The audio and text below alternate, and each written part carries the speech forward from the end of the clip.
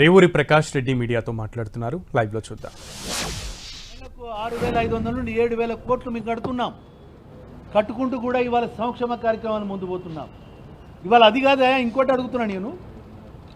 ఇవాళ కాళేశ్వరం మీ జమాన్లే కూలిపోయింది. ఇప్పుడు దాన్ని మేము వదిలిపెడతామా? దాన్ని టెక్నికల్ ఒపీనియన్ తీసుకుంటున్నాం. కేంద్ర ప్రభుత్వ ఆధీనంలో ఉన్న టెక్నికల్ ఎక్స్పర్ట్స్ యొక్క తీసుకొని రాబోయే రోజుల్లో దాన్ని స్ట్రెంథన్ చేయాలి. ఇంకా భవిష్యత్తులో ఎలాంటి ఇబ్బంది జరగొద్దని మేము చూస్తున్నాం. అంటే మీ ఉద్దేశం ఏంటి? దాన్ని ఒక దిక్కేమో మీ హరీష్ రావు అంటాడు, ఆ పంపులు ఆడియొచ్చు, ఈ పంపులు ఆడియొచ్చు, వాళ్ళు కావాలని పెడుతున్నారంట. ఒక దిక్కేమంటారు, మీరు వదిలిపెట్టిన పనులు ఖాళీ శంకుస్థాపనకమైన పనులు మీ వాళ్ళ పూర్తి చేస్తా అంటేనేమో సున్నాలేసి శంకుస్థాపన చేస్తుంటారు అని చెప్పి మాట్లాడుతున్నారు. అంటే వీళ్ళది ద్వంద్వ వైఖరి, గోముఖ వ్యాగ్యం అంటారు. ఆ నాలిక తాటి మత్త నాకు అర్థమైతలేదు. ఎందుకంటే అంత మించిగా నేను ఇంక పదజాలాన్ని ఉపయోగించలేదు. ఎందుకంటే వాళ్ళకు అది వెన్నతో పెట్టిన విద్య అసభ్య పదజాలంతో దూషించడం అనేది, సభ్యత సంస్కారం లేకుండా మాట్లాడడం వాళ్ళకి నేను అంత మట్టిగా నేను చెప్పగలుగుతాను. ఇవాళ సూపర్ స్పెషాలిటీ ఆఫీస్ ఓఎస్ నువ్వు ఏ ఉద్దేశంతో కానీ శంకుస్థాపన చేసినావు, నువ్వు పూర్తి చేయలే. కానీ ఇవాళ మేము పూర్తి చేస్తున్నాం, దానికి కావాల్సిన నిధులు ఇస్తున్నాం. గౌరవ ముఖ్యమంత్రి గారు చెప్పారు, ప్రతి 6 నెలలకు ఒక టార్గెట్ పెట్టుకుని ఆసుపత్రి అందరూ పూర్తి చేసి తీసుకోవచ్చు. నిన్న నువ్వు శంకుస్థాపన చేయకుండా ఇవాళ మేము చేసుకోవాలం. ఎందుకంటే గౌరవ ముఖ్యమంత్రి గారు తన పాదయాత్ర సందర్భంగా 2 అంశాల మీద ప్రధానమైన వాగ్దానం చేసుకొచ్చిండు. ఒకటి విద్య, 2 వైద్యం. అరే మీ మొక్కలకు విద్యాపరంగా మీరు కాలేజీలు ఓపెన్ చేసినండి, దేంట్లో ఓపెన్ చేసినండి? కోళ్ళ షెడ్లలో, మూసేసిన ఇంజనీరింగ్ పాత బిల్డింగ్లలో. ఇవాళ గుడపడిపోయి చూడండి, మహిళలది ఎంత, అమ్మాయిలది ఎంత దరిద్రంగా ఉండదు. దర్వాజలు ఉంటాయి, క్రికెట్లు ఉంటాయి, కనీసం వాళ్ళకి శానిటేషన్ ఫెసిలిటీస్ ఉండదు సరిగ్గా. ఎండాకాలం వస్తే మంచినీళ్ళు సరిపోవు. కానీ ఇవాళ మేము ఇంటిగ్రేటెడ్ రెసిడెన్షియల్ స్కూల్ 2,200 కోట్లతోటి 2,500 మంది విద్యార్థులకు నేషనల్గా కాదు ఇంటర్నేషనల్ సౌకర్యాలతో మేము ఏర్పాటు చేస్తున్నాం. అది కూడా తప్పేనా?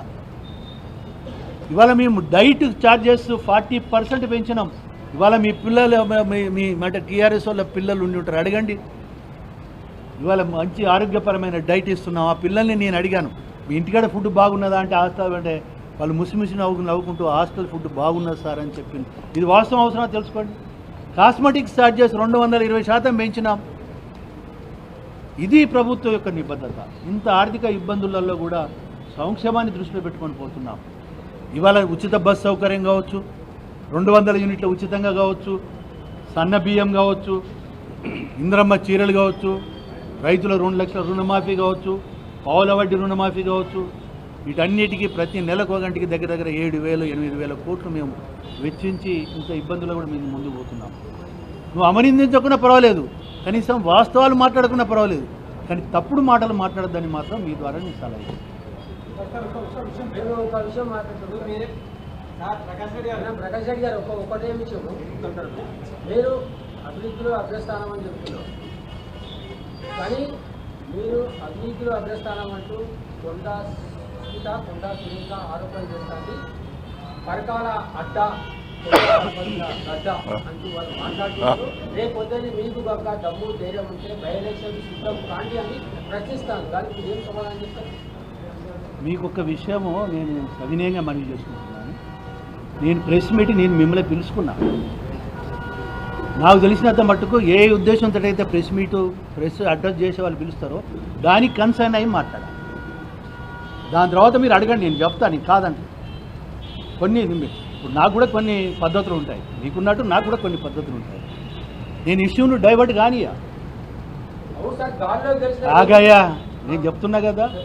वाड़ी जवाब मुँह तोड़ के जवाब देने वाला है हमारा साथ में.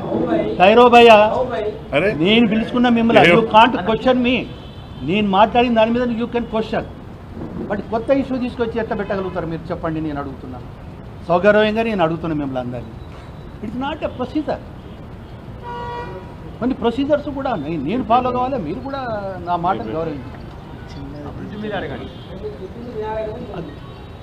ఎస్, నేను పిలిచినప్పుడు నేను మాట్లాడిన దాంట్లో ఏమైనా తప్పు ఉంటే మీరు అడగాలి, ప్రశ్నించాలి. కానీ దాని దానికి క్వశ్చన్ వేయడం అనేది కరెక్ట్గా. అని మేమేం పారిపోం. డెఫినెట్గా దానికి సమాధానం వస్తుంది, టైంని బట్టి వస్తుంది. అంతేగాని ముందే ఒక కోయికలు కూసిందని చెప్పి మమ్మల్ని కూర్చోమంటే ఎట్లా కూర్చోము? మేము కొంచెం పొలిటికల్గా సీనియర్స్, అవగాహన ఉన్నది, పద్ధతి ఉన్నది, దాన్ని బట్టి మాట్లాడతాం. ప్లీజ్ క్వశ్చన్ చేయండి దయచేసి. రిలేటెడ్ నేను మాట్లాడినానికి రిలేషన్ క్వశ్చన్.